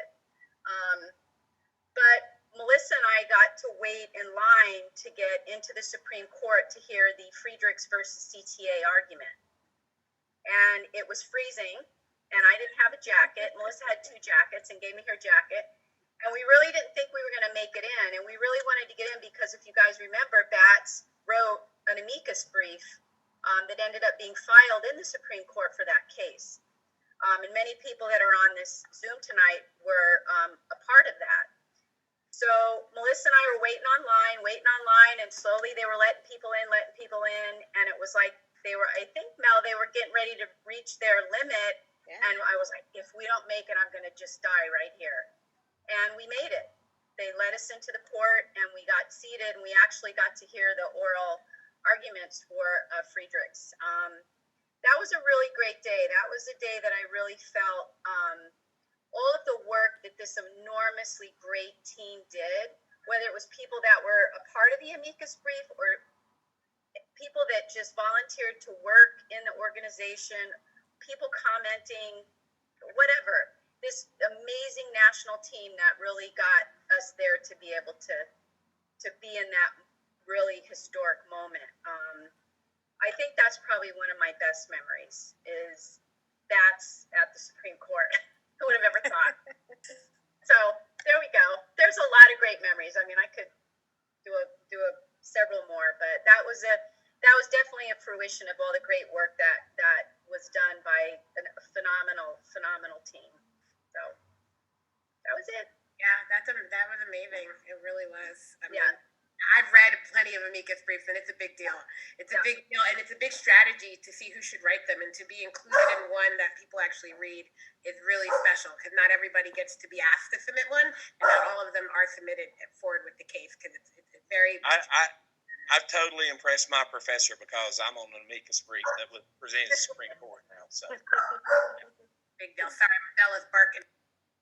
Denisha, can I share one more thing? Yeah. I was just telling Juliana, one of the first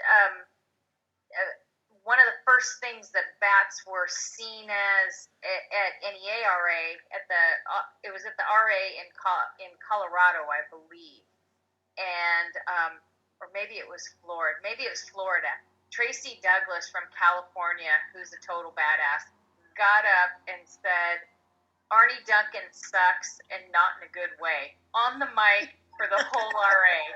That was amazing. And that was kind of before we had got the caucus really solid. And people wanted to join just because of that. Yeah. Well, Becca, do you remember like when you guys were at DC and they gave us this little bitty room for the caucus and they had to find us a room that was twice as big because there were so many people?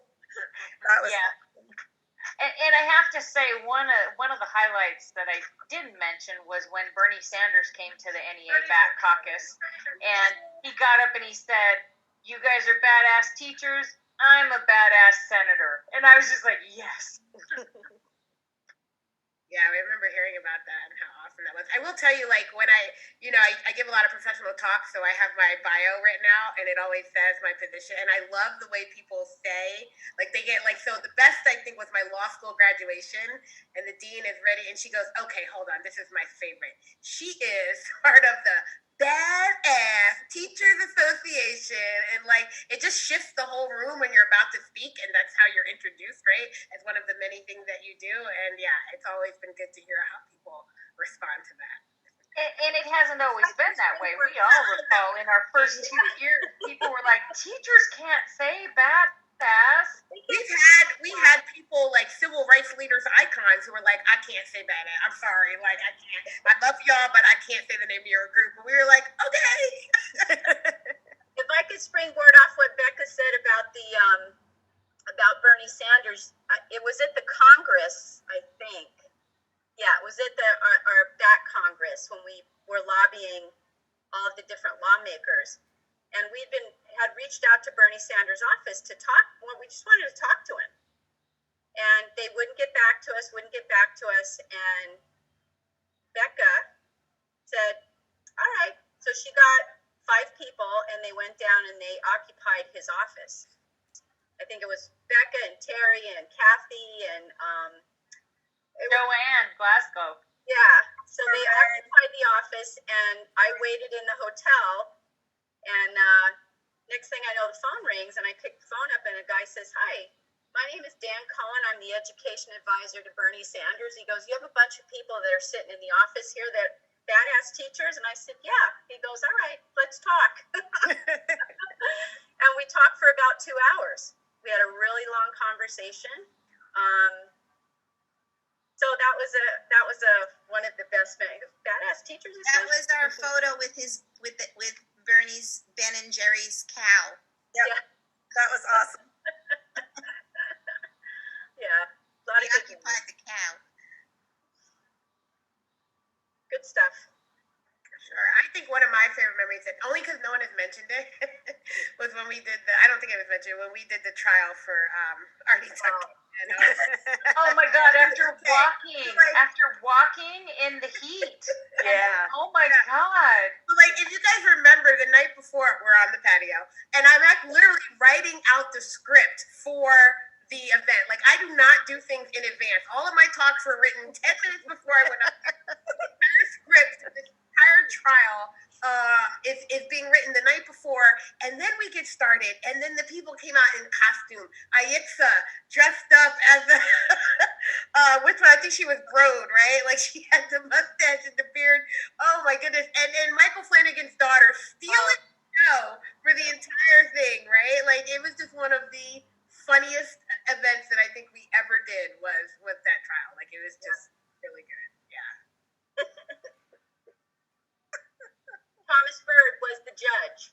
Thomas Bird from our bus show was the judge. Yeah, we had a really, I could barely do my part right because I was just laughing so hard. Gus Morales came in being one of the corporate people throwing the money all. I think him and Ayixa were like making it rain. Like, it was hilarious. And this was before Betsy DeVos, right? I couldn't imagine how crazy it would have been if we got to do it when she was one. Yeah, it was definitely because we were putting Artie Duncan on trial. But it was just, I think it just showed a lot of our creative genius, right? We had the issues, but we also knew how to be funny, how to make people laugh, how to bring it all together in just a really cool way. Who remembers writing letters to Obama about Arnie Duncan? We must have collected. It must have been near 1,000 by the time we were done. I don't even remember now. I remember calling when we did the first action, the call, and she goes, "Oh, you're another one of those badass teachers." God, okay. Let me guess, Artie Duncan's got to go. I was like, I didn't even have to say anything. Okay. Yeah. Well, when we ended up in the DOE at the first rally, the guy that was working for me, I think his name was Tim English. That's who I was working with. And he said, "Well, do you guys want, Secretary Duncan, he was upset we were there. He was upset that teachers would take their summer to come and protest against him." I was like, what is this dude not getting? And he said, "Would you like to meet with him?" And I said, "No, we don't want to meet with him. We want to meet with the Office of Civil Rights. That's who we want to meet with." So when we went in there, and Larry was with us, I don't know if anybody else on the call. It was Larry was with us, and it was Mark, Shanice, and Sean.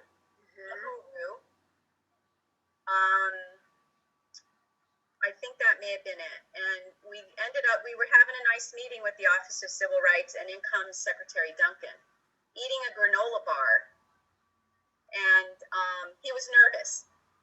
And the big mistake he made was he sat next to Shanice. She let him have it. Shanice and Sean went and met with him privately after the meeting, which was great. But he got an earful, and I felt for a millisecond there he was humbled. He was, he hopefully got it.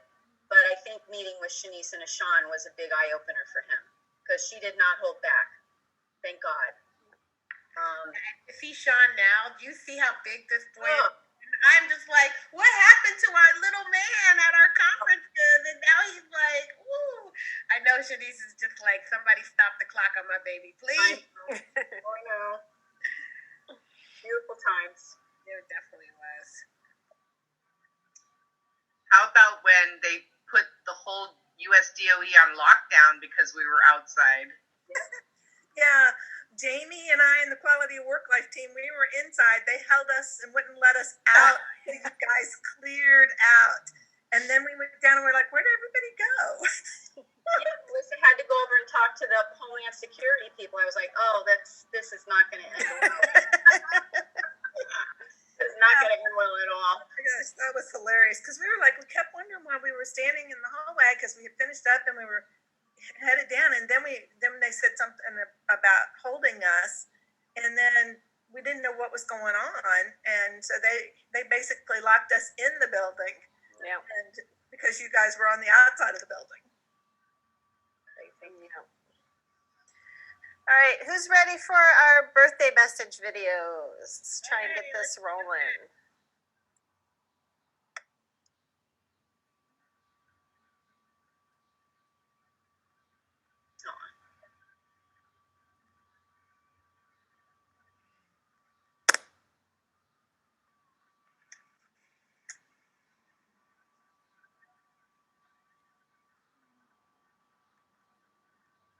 Can't hear it. My honor to work for BATS from 2013 to 2018. I'm making this video today to wish BATS a happy 7th birthday. I can't believe that you're 7 years old and you continue to do some of the most amazing work in the country. Thank you so much for all you do and stay safe. Hello, my fellow badass teachers. This is Michael Flanagan. I'm on the board of directors of BATS. I'm also co-director of the Blogging and Research Group. I teach in the city, and I'm a union chapter leader. I've been in BATS since the third day, 2013. And I just want to wish us all a happy 7th anniversary. It's been a struggle to try to make public schools better, try to protect our students and give a voice to the teachers. It seems like the harder we fight, the more we still have to fight. But I'm proud to be doing it in this group, and I'm happy to be celebrating this day, 7 years. So happy birthday, BATS. Take care.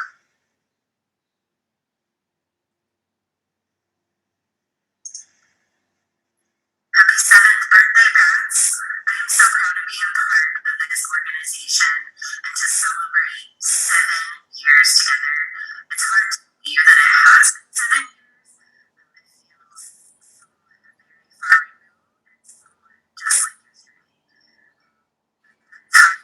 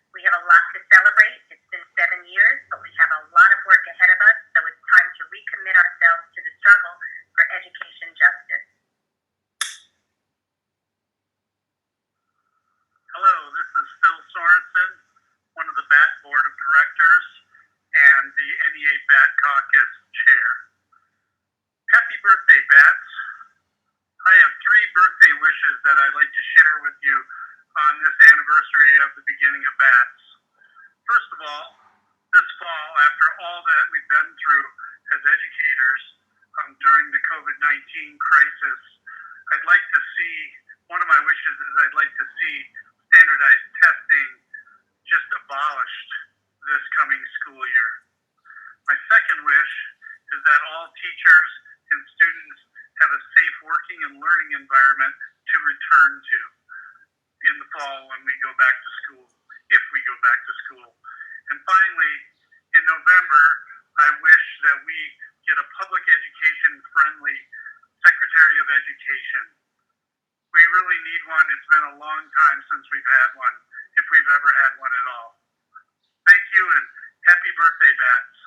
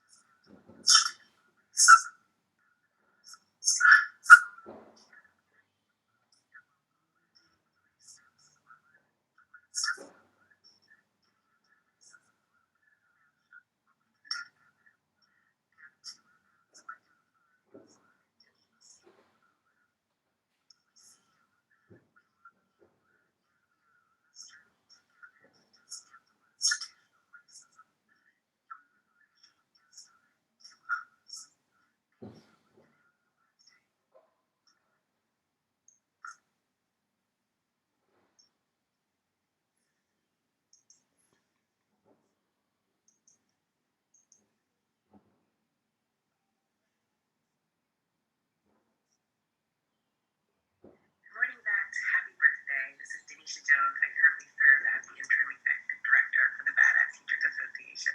I first joined Bats when there might be about 150 to 200 people. It kind of seemed like a Facebook joke between Mark and Priscilla to say, let's start a group called the Badass Teachers Association and let's see who might join. But we had no idea how many people were going to join that first summer, and it was massive. I spent days glued to my computer, letting people in, discussing issues on the post, and creating our first cave, which is where the admins for the group kind of hang. hang out and handle our business. And since then, we've grown into an amazing organization, and I've been proud to be on this journey. We've made mistakes. We've learned from those mistakes. We've shifted our focus. We realign with what matters to us, but we continue to be the same group of people from the beginning who are vehement that teachers are badass and need to raise their voice and fight for public education for all. And so we will continue to do that work. I am really excited that we get to celebrate another 7 years, and I hope the next 7 we continue to be those badass teachers, those anti-racist teachers, those anti-fascist teachers, those teachers building a better public education for all students. Thank you so much, and have a great birthday.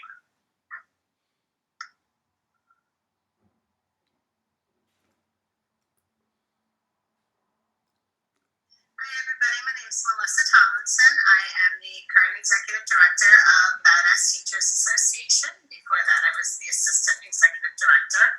I've been involved with BATS almost from the beginning. I was part of that big first explosion in membership after Diane Ravitch posted about this amazing group of teachers that were starting to stand up for public education. And that's exactly what I did. Soon after that, a couple months, I got into a fight with Governor Chris Christie about his portrayal of public schools in New Jersey. And the rest from there is kind of history. That came at a time for me that was really important. I was going through a lot of personal changes in my life. I had just gone through a career change and a job change, and then here was this group of teachers that were feeling the same way that I was feeling about what was happening to public education. And I realized with great excitement that I wasn't alone in wanting to make changes in public education. It's been a long trip, long strange trip. Been ups and downs. We've made mistakes along the way. Hopefully we've learned from them. And we're going to continue to learn. That's definitely one thing that we always push for is, how can we be better allies to our members of color and to students of color? And how can we take on our responsibility as a mostly white educator group to make sure that we are having conversations with others about the systemic racism we see in our schools, the institutionalized racism. What the future holds for us, we don't know, but it's definitely in our hands. And I'm so glad to be here. So that's happy 7th birthday.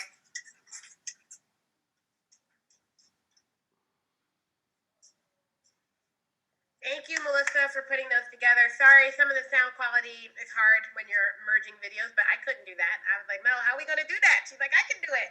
So thank you. That was amazing. Hey, Tequila, we just saw you join. I think she's here. Oh, there. Hello. Good to have you. So I think, I don't know if we want to keep doing the live recording or if you want to cut it, but I'll just say we didn't have anything else planned, and we'll see where we want to go.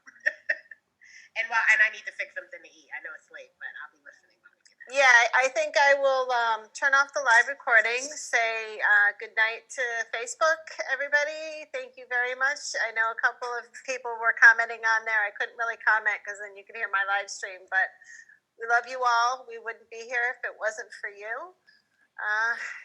And keep fighting the good fight. I want to give a shout out to my sister Tequila for putting her hat in the presidential ring for state president this year, but didn't turn out like we wanted, but we keep fighting. That's what we do. Yep.